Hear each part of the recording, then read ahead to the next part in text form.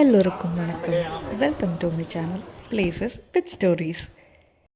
திருவெல்லரை ஸ்ரீ புண்டரிகாட்ச பெருமாள் கோவில் பார்க்கலாமா? இந்த கோவில் மூலவர் ஸ்ரீ புண்டரிகாட்ச பெருமாள், தாயார் ஸ்ரீ பங்கஜவல்லி தாயார்.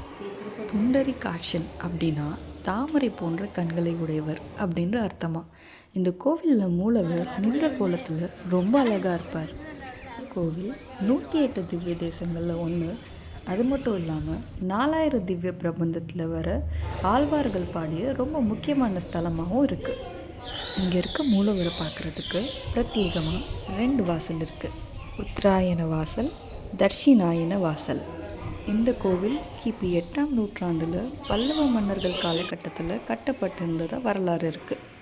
இந்த கோவில் திருச்சியிலிருந்து ஒரு 25 கிலோமீட்டர் தூரத்தில் மணச்சநல்லூருக்கு பக்கத்தில் இருக்குது. இந்த கோவிலில் இருக்க இன்னொரு சிறப்பான விஷயம் ஸ்வஸ்திக் வடிவத்தில் இருக்க மார்பிடுகு பெருங்கிணறு தான். இந்த கோவிலோட பழமையான வரலாறு ப்ளஸ் அதை சுற்றி இருக்கக்கூடிய அமைதியான சூழல், இது ரெண்டும் சேர்ந்து அங்கே இருக்கும்போது ஒரு ஆழமான ஆன்மீக உணர்வை கண்டிப்பாக இங்கே உணர முடியும்.